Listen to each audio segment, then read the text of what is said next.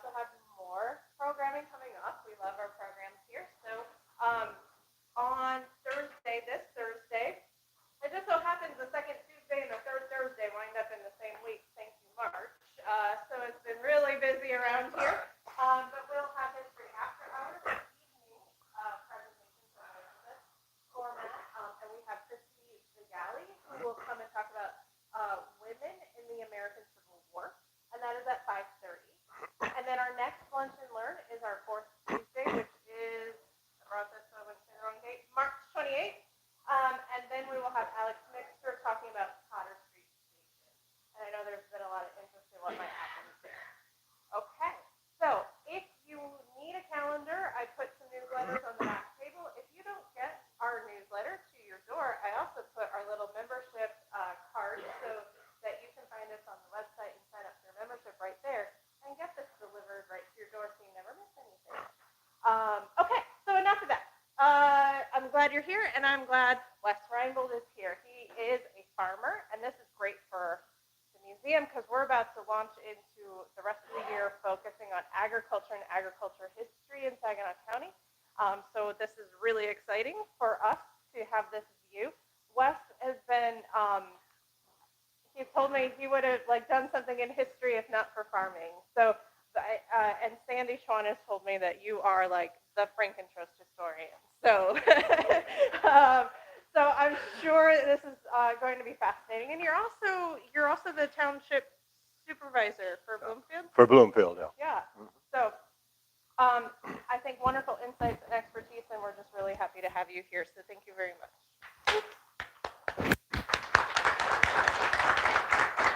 I'll let you take it away. Okay, well, thank you very much. We'll start right off. Our story here today takes us back to the 1840s in the German Confederation of States. No Germany yet, that was still 30 years in the future. This comes from Bavaria, or rather Franconia, and actually Middle Franken, which is in between Lower Franken and Upper Franken. So around the Nuremberg area. There was unrest at that time, political unrest. 8 years later would be the revolutions in that part of Europe, so political unrest was on the horizon. Mandatory conscription for young men, they were forced to go in the army. Religious restrictions and a state-sponsored religion. That didn't sit well with my conservative Lutheran ancestors. So financial limitations on family life and work. So you couldn't get married if you didn't own property. So the first son got the farm. The next ones were left off to go on their own, but they couldn't get married, couldn't start a life until they were owed property. And so obviously they weren't happy with that. That and the news that existing German families that had already immigrated to America had no church life. They had no ministers for baptisms, funerals, weddings. So that news got back to Germany, to a town called Neuendettelsau in Bavaria, and greatly troubled a mission-minded pastor in Neuendettelsau named Wilhelm Leah.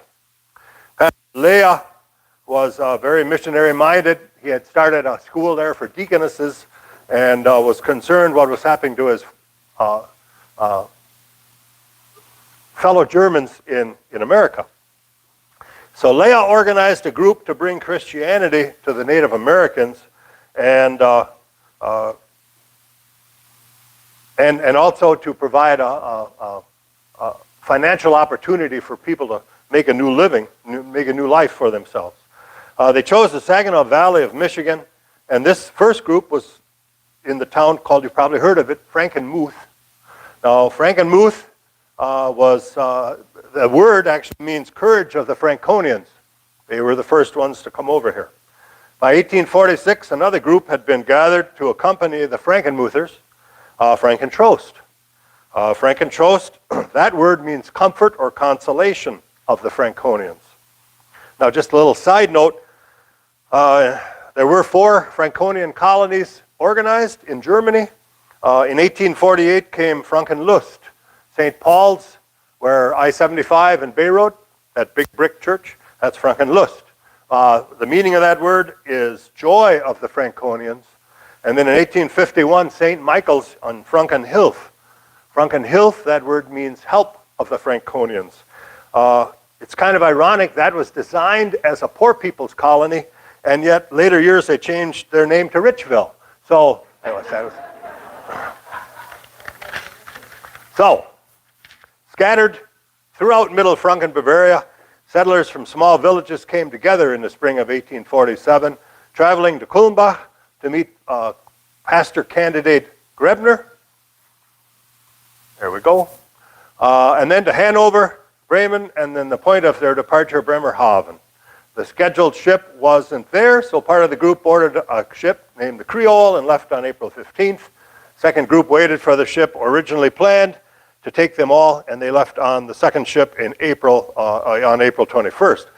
The second group actually got there before the first group, one arriving on June 1st, the other on June the 12th in New York. No Ellis Island, that was before Ellis Island. Along with them was this man, Edward Bayerlein. He was to be an assistant to Pastor Kramer in Frankenmuth and be more of the missionary for Frankenmuth and the surrounding areas. Edward Bayerlein was born a Catholic. Edward von Wilczek in the Duchy of Posen, Poland, and at the time a part of Prussia in 1819. He was disinherited by his Catholic father and prohibited from using the family name when he joined the Lutheran Church in 1841. He chose the name Bayerlein, which means Little Bavarian, and that he kept that name the rest of his life. He ran the Bethany Indian Mission near St. Louis, which is out M46 by the Pine River near St. Louis. Later spent 40 years as a missionary in India, and he returned to the south of France and retired there and died in 1901. So retired in the south of France. Couldn't have been too bad. So, after the two groups arrived in New York, they took similar means of transportation. Up a 10-hour steamship ride up the Hudson River to Albany, a train to Buffalo, New York, and then a steamship through Lake Erie to Detroit, and then overland with ox carts to Frankenmuth, one group arriving on the 10th of June and the other on the 24th of June. The names that arrived there were approximately 22 families. Many of them have died out. Some, like Reinbold and Abraham and a few others, are still in existence. The township of Bloomfield is where they aimed for. Actually, it wasn't Bloomfield at that time. It was still Saginaw Township. This is an 1838 survey map, and as you can see, there isn't much there, but trees. Reverend Leah's instructions were that in Frankentrost should not be nearer than 6 miles from Frankenmuth. A surveyor from Bridgeport, a Mr. Beach, led a group of a dozen colonists northwest of Frankenmuth. He knew the quality of the soils and the forests, and based on that, they spent 2 days roaming about and settled on a spot based on Mr. Beach's advice of good soil between two creeks. And it would have been right here, between these two creeks. Obviously, between two creeks means there's high ground, drainage. Drainage was very important. This happens to be a settlement map of the community of Frankentrost. Pastor Leah in Germany wrote this. This is an inset of a larger map. He did this in maybe 1850, before Richville was there. And he came pretty close. Obviously, the shortest distance between two lines, between 2 points, is a straight line. So they're not going to have roads following section lines. But this would be Damel Road on the way to Frankenmuth. And then this angle is still there. That's Bender Road. But then, of course, it angled straight across and went right to the church, because the village actually should be over here a mile. These roads are still here. This one is here, and this one is here. The rest have been moved onto the section lines. But he did pretty well for being in Europe riding that. The first place of worship was a Mr. Munker that finished his cabin the fall of 1847, and Pastor Grebner was able to live there temporarily. The living quarters served as a pastor's study, and 4 weekdays was the school. On Sundays, it was used as church. We in Frankentrost had children immediately with the pioneers that came from Germany. So we believe we have the oldest school in Saginaw County. Frankenmuth sometimes contradicts us on that a little bit, but I don't believe they had kids right away. So we still promote that anyway. So the colony was laid out as Pastor Leah had requested. This is an 1877 map, but it shows how this was laid out in Germany by request of Pastor Leah, that the farms be long and skinny. This happens to be M46. This would be nowadays Holland Road. Trostville, the railroad changed it for a little while to Trostville because of the confusion with Frankenmuth and Frankentrost and Frankenhill. But the point of this map is to show the long, skinny farms. The idea of that was to keep the houses close together and make it a village, yet still have everybody live on their own farm. Sometimes in Germany, people would live in town and the farm was out of town. So this made it convenient. Now, not all the houses were near the road. Some of them were back farther because if your farm's a mile long, well, if you live in the middle, you only got to walk half as far to go to work. So, but let's see. Church land was in the center, and it had 40 acres for the parsonage and 56 acres for the church. Everyone else spreading out along the section line, narrow, again, to create a village. Let's see. All right, so over the first winter and into spring, work was completed on the first church. Obviously, this is a reproductive drawing here. A log cabin, 30 by 20 feet, on the north side of what is now Holland Road in Frankentrost. A room on the west side, measuring 10 by 20 feet, served as living quarters and parsonage, and guest quarters for visitors, which was all quite cramped in 10 by 20 feet. The rest of the building was used as a church, and a tin horn was used to announce beginning of church. First the pastor, and then the next house, and so on, and the sound would travel on and on. They chose the minister to blow the first horn because everybody figured the minister's clock had to be right. He's the minister. And so he got to choose when church started. The 10 by 20 feet also served as guest quarters. So occasionally there's records of Native Americans coming to maybe a cold night, and he'd let them sleep by the fire. 2 days later, there's a quarter of a deer laying there that in thanks, they came and to appreciate that. The Indians would show up and give his kids gifts, maybe sugar maple or moccasins or things like that. But it must have been pretty cramped in 10 by 20 feet. By 1850, this is a diagram just showing Holland Road and Mueller, Frankentrost. First church would have been, well, the Munker cabin way over here. And then the original first church was here. And then the next church was built here. Back in 2020, Jeff Summers of the Saginaw County Archaeological Society was nice enough to do an archaeological preliminary dig here at my request. And to me, it was fascinating. It's like every shovel is like a lottery ticket. Is this the one? Is this the lucky one? You know? And I'd go down there and watch, and then I had to go home and go work a little bit. Unfortunately, he found out that at some time in the last 175 years, it had been plowed. So that, of course, mixes everything up. The other thing I was looking to find the maybe an outline of this structure. I'm sure that since they planned it to be temporary, it probably didn't have much of a foundation.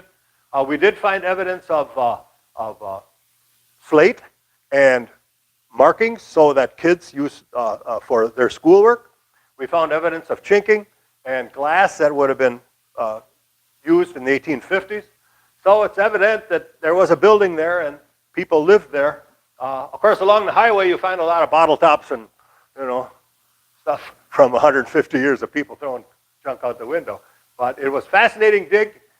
They do have some artifacts in the basement here, what they found, but nothing definitive. So they did have, like I said, by 1852, that first church had grown too small. A larger church was constructed on the south side of the highway, or the road at the time. Log building, 28 by 40 by 18 on the south side of the road. Okay, economic conditions improved, of course, and so families grew and more people moved to Frankentrost. So by 1868, a new, bigger church was needed. And the new building, 38 by 60 and 100 feet tall, steeple, cost $3,400, built in 1869. So, side view, yeah, 1920, looked pretty much the same. The back of the church, by this time, Emmanuel had 310 members, and this rear view shows the pastor's entrance. Those steps there, the school children said they'd often sit on those steps to eat their school lunches in nice weather. In the 1930s, they added on the back, put a furnace in the building. That'll come into the story later. But before that, then they'd only had two, of course, wood stoves, one in the back, one in the front. So whoever sat by the stoves in the winter roasted, and whoever sat in the middle froze. But on average, they were comfortable, they said. So inside of the church, the altar, the words above the arch, of course, are in German, but it says, "Glory to God in the highest." The words above the altar are, "Holy, holy, holy is the Lord Almighty. All lands are full of your glory." Rear view, as the membership grew, the balconies were added in 1880 to increase seating. And Frankentrost has been known to celebrate Christmas. This was, I don't know why the minister let him put that big a Christmas tree in, but that was a whopper. Horse sheds were a necessary item at any church like that. People rode their horses to church, buggies, and then parked them inside while they attended the services. Obviously, this is later years, because the cars are in there. I don't know the identities of these women, but I've been told who that man is. He's standing there leaning on a post smoking a cigarette. So,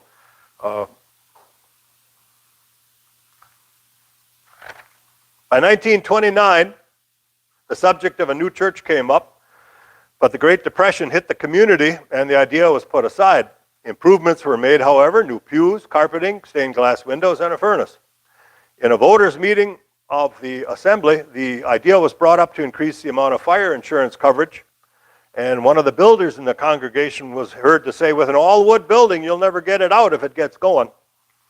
And it was said, as this turns out, that was a very good idea to increase the fire insurance. January 7th, 1951, the last Sunday for the Christmas trees, so they were nice and dry. The bulletins were all printed. Among the notices was the announcement of 2 baptisms. One in German service, one an Abraham in German, and a Kenneth in English service, but those baptisms weren't to be that day.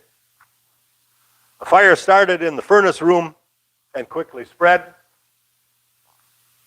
Years ago, there were 2 men in my local fire department who, in 1951, were teenagers, and they lived just across the road next to each other.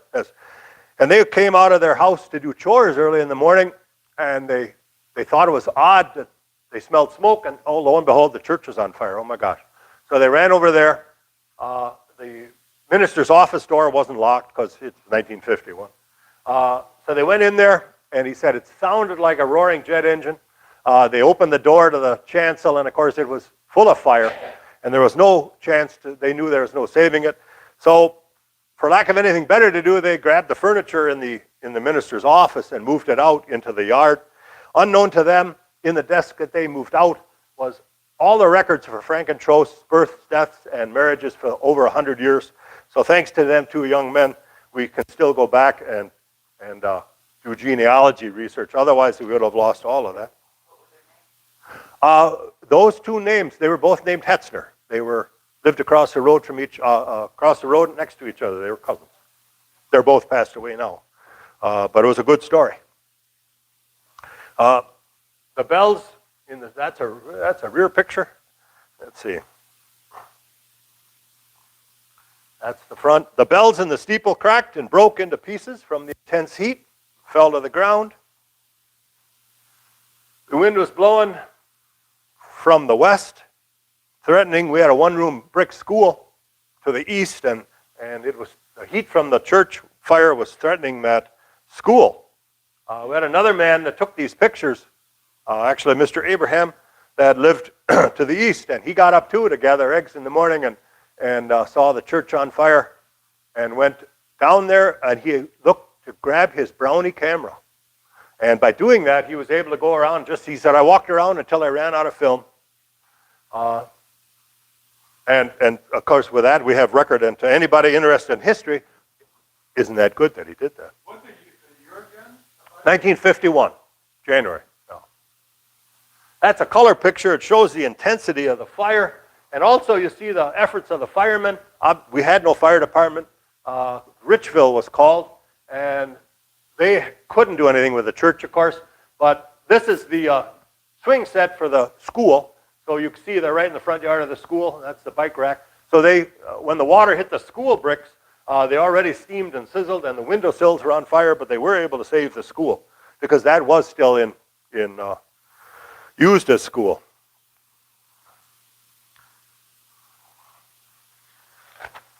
It was decided back then, the DNR didn't tell the fire departments what to do quite as much, and it was decided then to let it burn just for ease of cleanup, so they let it burn. They stood around, people stood around and watched. That was a day in Frankentrost, just like you all remember either 9/11 or where were you when Kennedy was shot, or those watershed moments in your life. That was one in Frankentrost. Everybody that's old enough could say, I knew just where I was and what they did. Some people stayed home and watched it out their windows. Other ones, of course, drove there and stood around and just kind of were sad. But time moves on, and by Tuesday, cleanup had begun. So it's just time to pick everything up and clean up. And St. Matthew's Lutheran on King and Portsmouth was nice enough to let Emmanuel Lutheran use their church while we were without one. So always was grateful to their allowing us that. So throughout the summer, then, that next summer, a building committee was chosen and plans were approved. And then on September 9th, ground was broken for a new church. This happens to be Pastor Miller. Rudy Reinbold in the middle was building chairman, and Ernst Scheff Sr. was chairman of the elders. The reason I have so many stories about building the church, that man in the middle is also my dad. So he had was able to tell me a lot about the building of the church. Construction. You see in the back is our church park, where they'd always have Kinderfest, children's picnic, and we still do. Cornerstone laying. So the trusses came in halves. They were shipped over here from Wisconsin. They were joined together and raised up by a crane, obviously, and set in place. And as that happened, and set there, as that happened, then people could finally see the shape of their new church that they'd be worshiping in sooner or later. So that's a look through the front doors. They were laying blocks in the cold weather yet, so there's heaters up there, but they worked through the year to, of course, get done. More block laying. The front of the church, again, taking shape. People were excited to see the progress. The inside of the church, once it's fairly completed, 1951, or 2 rather now, and in-floor heat. I guess I always thought that was rather forward-thinking. This was during the Korean War. So steel was a war commodity, and that was being restricted by the government, and they couldn't get steel beams for their organ loft and the upstairs. Well, what are you going to do without steel beams? Well, as you can imagine, somebody knew somebody, and they ended up getting steel beams to build their church. So, but as my older brother, as a kid, always wondered, I thought people would trip on that when they left that like that. So, but the bells going in, the bells also, the bronze and tin that form church bells were a war material and restricted by the government. Those had to be bought in the country of Holland and shipped over to the United States. We couldn't buy them in the United States. And carving the name on the front. Driveway work. That shows the old school that was in danger of being burned, but they saved it. Driveway going in, organ coming in, organ going upstairs. And then dedication day, that was huge. October 12th, 1952. Nice blue sky. There's actually a movie of it in color. They had, of course, numerous services, and then what you have is dinners that have to go with that. So they had 3,000 people. They set up tents back in the church park to feed everybody, and this was before kitchens and stuff. They had a church hall with some propane gas and a big water tank. And so they fed 3,000 people, and police were there to guide traffic. It was a huge day, though, because new church was a big deal. Early Christmas, no stained glass yet, but shows an early Christmas. And then this was one that we had in 1997. And I'm proud to say I helped put those trees in church, and they're the tallest ones we ever had. They won't let us do that anymore, but that was fun. All right, we'll shift now to schools in Frankentrost. Since the frame church was built in 1869, the old 1852 log building that had served the school was becoming too small. So in 1886, it was decided to build a new school building. Downstairs was a classroom, upstairs 2 rooms, a smaller one to be used for confirmation instruction, and a larger room on the north end for Wather League meetings and Frankentrost band practice. The building stood east of the church and was torn down in the early 70s. In 1912, the congregation became concerned over the children that did not attend Emmanuel Lutheran School because it was too far to walk.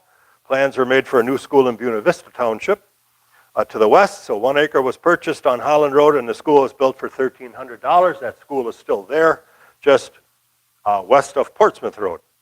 So the teachers that taught there were, among others, Koshy, Clemmer, and Rodimer, and a few others. Again, the congregation looked for another school site, this time to the northeast. An acre of land was purchased from Andrew Heinlein, and a new school built in 1926 on Wadsworth Road. This has always been called the North School and had 1 teacher in the 40 years it was worked, Mr.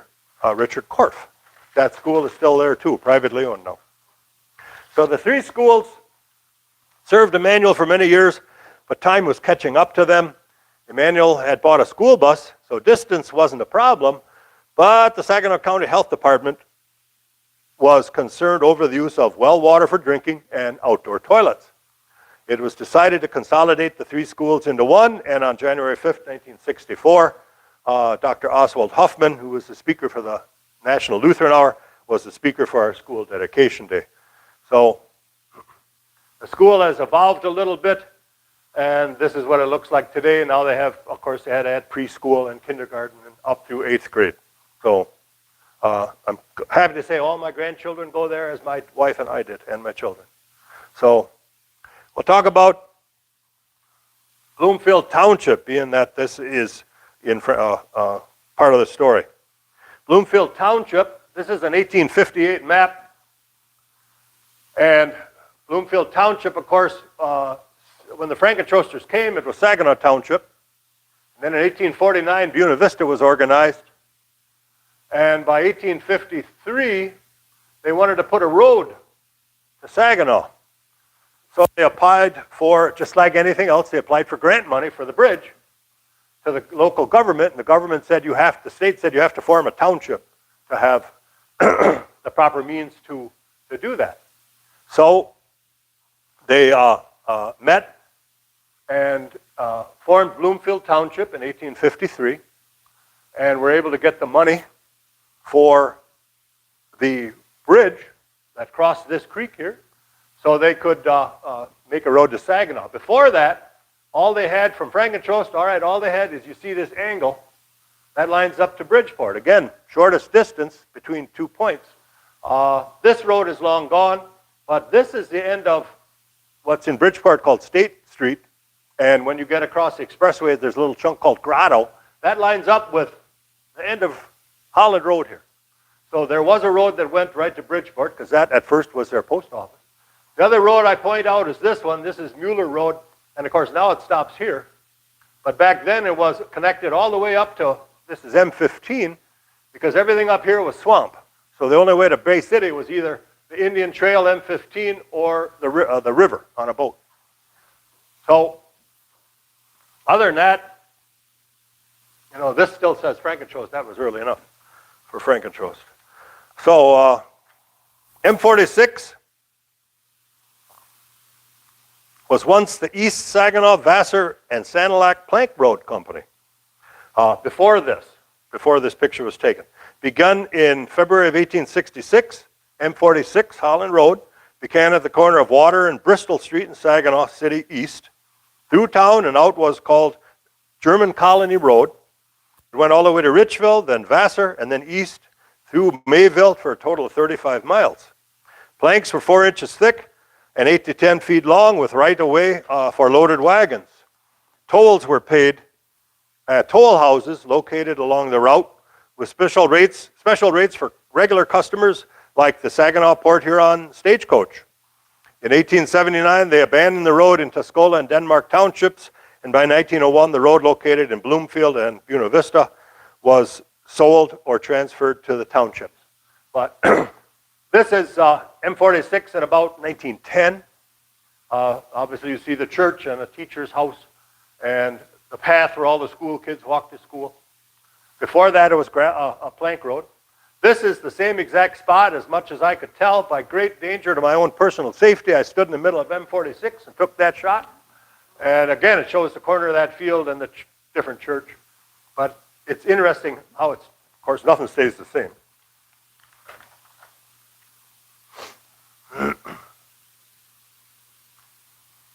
I added this because we talked about toll houses. This is a picture given to me by Larry Preeter of, this is a toll house on M46 and the corner of Outer Drive. And those toll houses were every 3 miles. So this was Outer Drive. I know there was one on Portsmouth and so on and so forth. So I thought that was interesting. That's quite a structure. What? They had a corporation that had to pay for the maintenance, and of course I'm sure they probably would like to make money, but it was a group of investors. The sawmills were on the Lideline farm on the corner of Portsmouth and Holland, and he did most of the log cutting, but it as you can imagine, keeping lumber durable in our weather, I mean, a lot of maintenance. And then as times changed and you went away from wagons to maybe things moving faster, you had to get away from a plank road. So this happens to be the first car in Frankentrost. This picture was taken 1908. It's a 1905 Rio on Genesee Street in Frankenmuth. And so Wellspring would be right over here. And then this is the yard where, well, it's empty now. Brunner's Lumber was. Jerry, you know that. And that's Genesee Street, and that house is still there. But so move on. Businesses in Frankentrost. The name Kulmbach was used on 3 different locations.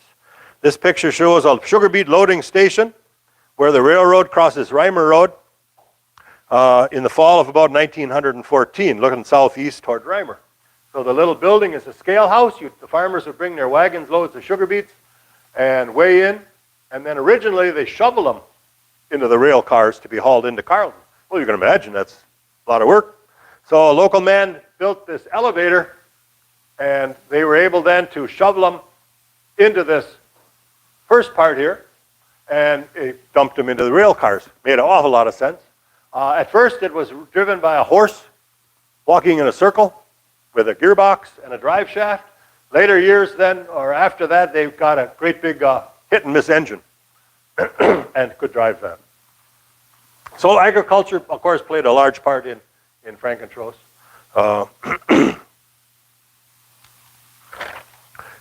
Same spot, years later, a man from Vassar named Bottomer built a grain elevator on Reimer at the tracks, looking northwest. This particular day is May 14th, 1943, because unfortunately it's on fire. The Frankenmuth Fire Department responded to the fire. Saginaw City was going to, but they couldn't draft out of a ditch, and there was no, there's no water lines. So Frankenmuth Fire Department responded, and they put it out, but by the next morning it had rekindled and burned down. No, this is Reimer Road, and this would be Hess Road back here. So this is the track that runs through Gara, but it's on Reimer Road. So this, I like to do same spot pictures. So that's the same spot looking in that direction. That's where the elevator was. And then this one, same angle or same thing from a different angle. You know, this stump is that tree. So I kind of like to take those kind of pictures. So other businesses. We had a repair shop, Henry Huber Garage. We all called it Hank's. For those of you out there knew that, Reimer Road, north of Hess. Picture about 1967, price of gas was 36 cents a gallon. There was a siren on top of the tower here because in 1965, Bloomfield Township started a fire department and parked the truck in here. And when they got a call from county, they'd set off the siren and then they'd call two people and then they would call two people and that's how it worked. But so it was the start of the fire department also. I went there as a young man, of course, with my dad. It was always, they had a motto on the wall that said, "We fix everything except a broken heart." And then, of course, in the other corner, they'd have a girly picture that you could lift up the bikini and take a peek. So. Schrenger's Meat Market, north of 46, butcher shop and meat market. The barn is still there. This is the Michael Meyer residence. Bought the farm in 1847. Over the years was a stagecoach stop, an officer of the Vassar Plank Road, threshing operator, and the house provided overnight stay. Also a dealer in farm implement. It all, and I'm a little partial to this because that's the house I grew up in, obviously after a few modifications, and my son now lives on that farm. So, Henry Roth was the local blacksmith shop, the Rodensheiner, they called him in German. He'd fix things, but you couldn't watch. So if you want to watch, he wouldn't fix it. You got to come back the next day. So, and I'm sure he knew where everything was. That kind of reminds me of my shop. So, again, rural people wanted baby chicks. Fritz Kiefner Hatchery sold chicks, and at the peak of his business, sold 80,000 chicks a year. Frankentrost Cheese Factory, right downtown Frankentrost. 2,500 loaves of cheese a year. The cheesemaker lived upstairs. Unfortunately, in Frankentrost, it burned down April 16th, 1908. They did rebuild a building. It looked better than that years ago. This building replaced that one. Until 1933 was a cheese factory, and then over the years was also auto repair garage, pickle receiving station, Frankenmuth frosted foods, sweet corn plant, and a concrete lawn decoration plant, but this now has also been torn down. Wismiller's Tavern, 1892. Adam Schmidt bought the tavern in 1904. Mr. Schmidt is seen here holding a glass of beer. There's ads. The pictures, well, there it says Shem Brewery. So if any of you know Saginaw Brewing, Shem was a local brewery. After the passage, I always thought this was interesting. After the passage of the Federal Food and Drug Act of 1906, all Shem bottles, and I've got some at home, advertised their beer was pure and without drugs or poison. So it's good to know. As compared to the other ones, might have drugs and poison, I'm not sure. So it evolved over the years. Obviously, they had a blacksmith shop. They had a harness shop in there. They had a general store. They had a tavern. Then they started, once cars came along, they started stocking, gasoline and oil in that little building there. And again, continued. Heidenberger is the name familiar with people out from our part of the county. They took over the store in 1914. So the two Heidenberger brothers, one ran the business, the other one ran the grist mill that was located across the road behind the old cheese factory. In 1947, the grist mill was moved across the road and became their garage. So in 1947, after World War II, M46 used to go straight out, and then it hit Reimer Road, and it went south a half a mile, and then it went straight again. And after World War II, of course, the national energy was alive to improve things. And so that's why now you drive out M46, you go out that big S curve, because they cut through the farmland and cut them corners off, which is confusing as all get out, because there's now 3 Holland roads instead of 1 in that area. But to do that, they had to pick up buildings like this and move them farther away from the highway. So they picked up Heidenberger's and moved it to the back. So later years had a gas station and was a local watering hole. But unfortunately, again, grease fire in the exhaust fan in the kitchen. I myself took that picture. I was first one off the fire truck, and I knew that when I'm on the fire department, I got that alarm, and we knew what it was. So I threw my camera in my, or phone or something in my pocket, because I knew, being a history guy, I wanted to take a picture. So, unfortunately, it's gone. We had another hardware store. Again, it looked a little better years ago, Philip Reinbold. Mr. Reinbold also had a cider mill. Again, out in the agricultural area, you gather up your apples, you get cider. Philip Reinbold himself, in his store, kind of a local character, sold farm tools in early years, also everything from dynamite to candy bars and roofing nails to cigarettes. So, and a self-taught fix-it man, was director of the Frankentrost band, and also the story goes that in the early 60s, or maybe the late 50s, the state police came to his store, said, "Mr. Reinbold, are you selling dynamite to miners?" He said, "No miners, just farmers." Well, they had no sense of humor, and they took his dynamite away, because there are some news articles where kids were buying dynamite and blowing up outhouses and things like that. So,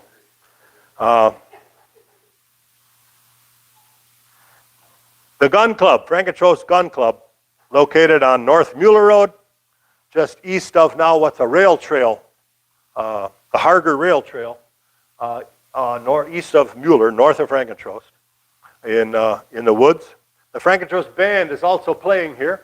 Frankentrost Band, part of Frankentrost History, formed in 1895, which a lot of local bands in communities years ago. Frankentrost Band happens to still be in existence. We have, again, some family members in here. Some of these horns are still in existence. But the band, they had picnics were huge years ago. A huge entertainment. There was no going up north. There was no, driving far, so they had a lot of picnics. So this was in the gun club. They'd have a picnic. They'd hire the band. They'd have a good time. So that's a picture in the 1960s of Frankentrost. Shows you some of the stuff I've been talking about. Of course, the church, and then the school that's gone, the new school that replaced it, the location of an original church, and then, you think things don't change, but when I look at that picture, there's a lot has changed now. So times move faster than you think. So finally, oops.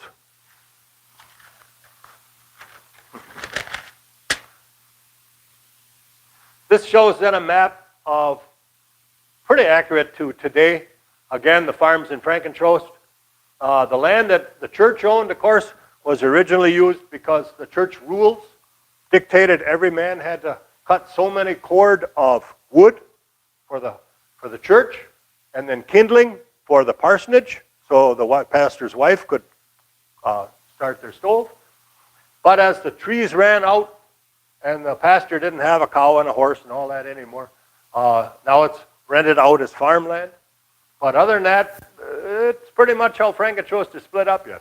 Long, skinny farm, and you won't see that anywhere else. That was designed, funny to look at it, it was designed 176 years ago in Germany, and it still affects us today. So it brings our journey now through time, it comes to a close. Thanks for listening. Deuteronomy 32, verse 7 says, "Remember the days of old and consider the generations long past." It's good occasionally to reflect on the past, to learn from it, and to be grateful for God for blessing our community of Frankentrost for over 175 years. And that's our church of today. Thank you very much.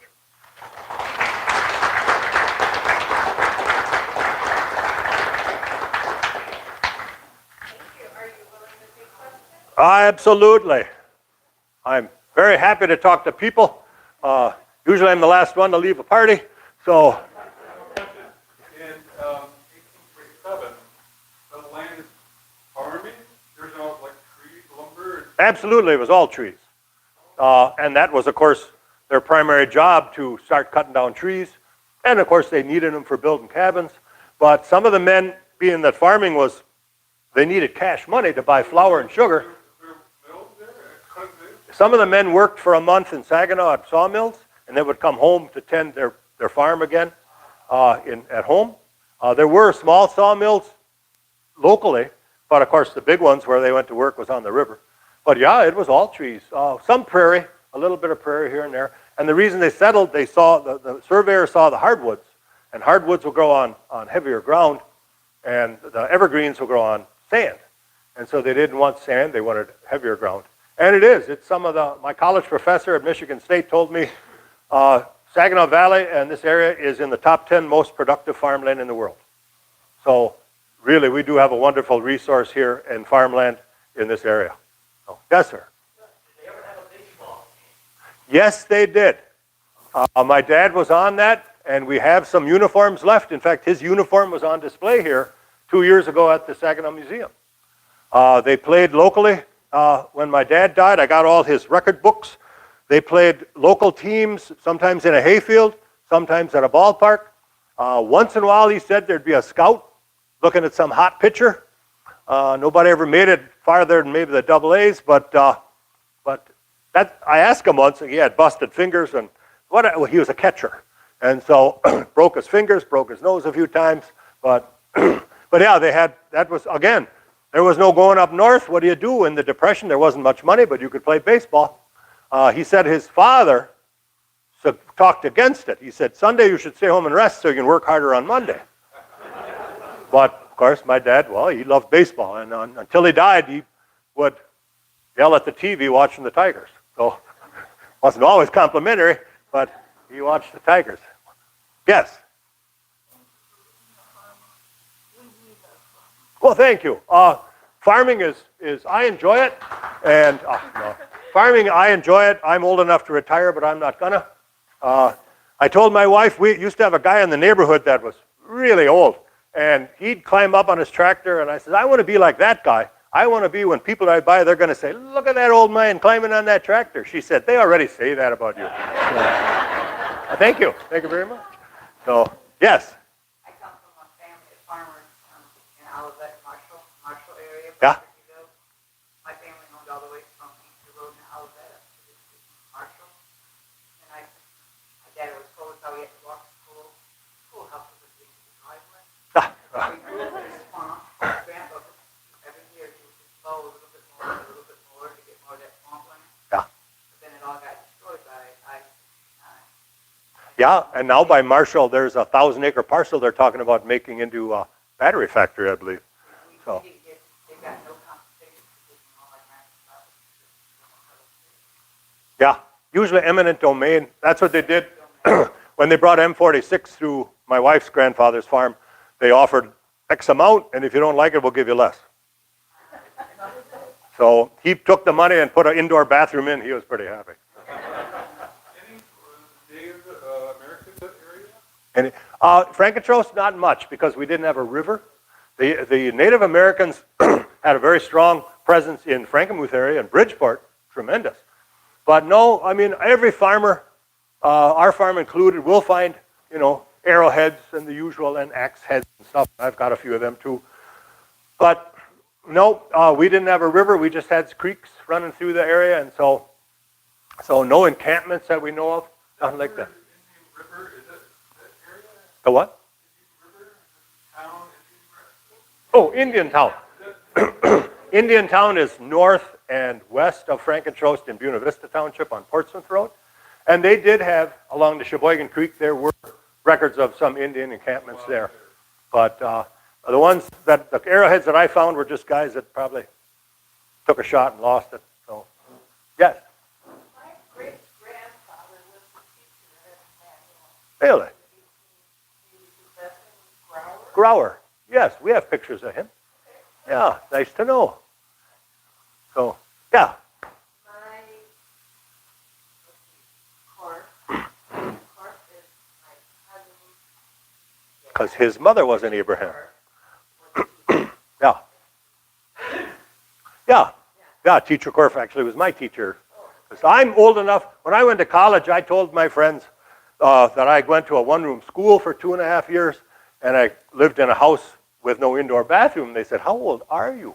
I said, "Well, not everybody lives in Warren or Detroit or somewhere. I mean, we grew up different, and my folks built a new house in the '60s, and it was a great improvement. But at that time, they did what they could. So I thought it made me a better person. But yes.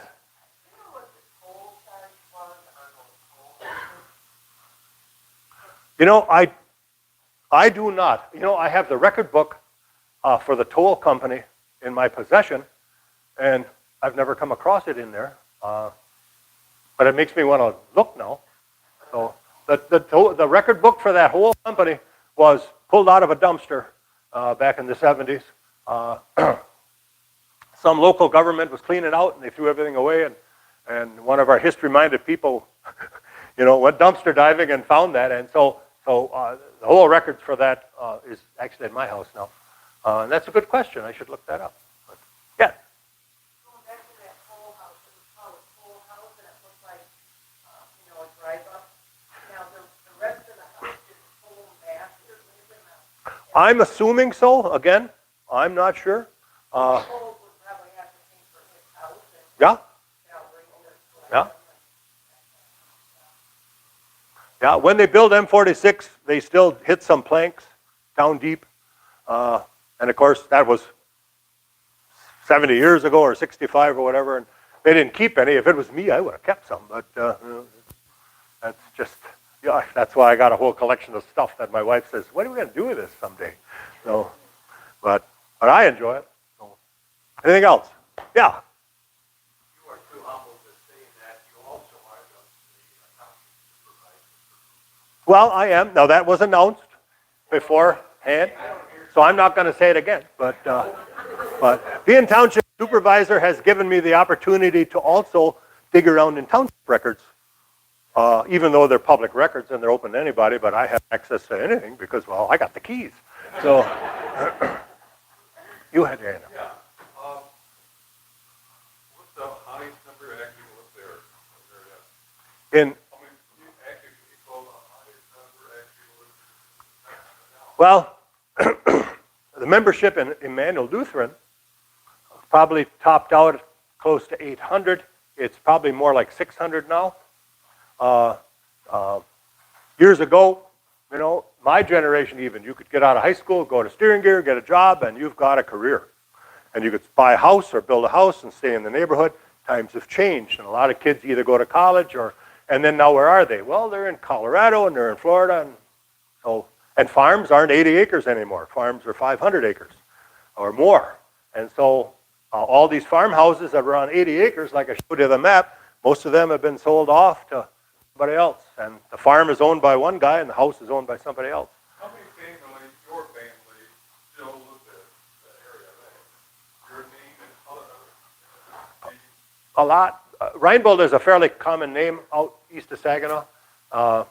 And so, yeah, like I said, my kids and grandkids all go to that church and school. I'm particularly blessed that way. Not many people have that. But the township of Bloomfield, last estimate or last census was 1950 about, and that doesn't change much. Actually, probably came down a few from the census before. And so that's over 50, 60, 70 years. But we like it that way out there in the township. People want to live there and have wide open spaces and have people leave them alone, and so we kind of use that as a rule in the township. Yeah, not near as much. Now, my brother was 8 years older than me. When he went to grade school, he couldn't speak English. And one of my kids in my grade came to school, and he couldn't speak English. He spoke Bayerisch. The dialect was a Bavarian dialect. We've had people come from Germany to actually research this because this is a language island out there, Frankenmuth, Richville, Frankentrost area. And those people come and they kind of snicker a little bit because they said, you're speaking an antique language, like if you went back to the Civil War and you talked to somebody, that they talked a different kind of English. You speak that antique Irish. Well, nothing evolved. See, over there it changed, and you have names for fertilizer and cars, and here they didn't. They just threw an English word at it. So it's kind of evolved. We still have a seam shite party, a 7 Smart that means. I don't know why they call it that. That's a Irish party coming up next month at Bavarian Inn. Some of us older people can, I fell in that now, can do that. I was going to greet you with German greeting today, but I thought, well, maybe I shouldn't. Wie geht's mit die? You know, how you doing? And then to shorten that, people would say, wie geht's? And then the English people said, the heck with the gates, jump over the fence. So, but we still throw that out once in a while. But yeah, there's some, the older people can speak Irish, but you don't hear it much anymore. When I was a kid, you'd go to Frankenmuth, we had German church. You'd go to Frankenmuth, you'd hear it, and you don't hear that anymore, and I miss it. But that's just the television I blame mostly. Yes? Huh?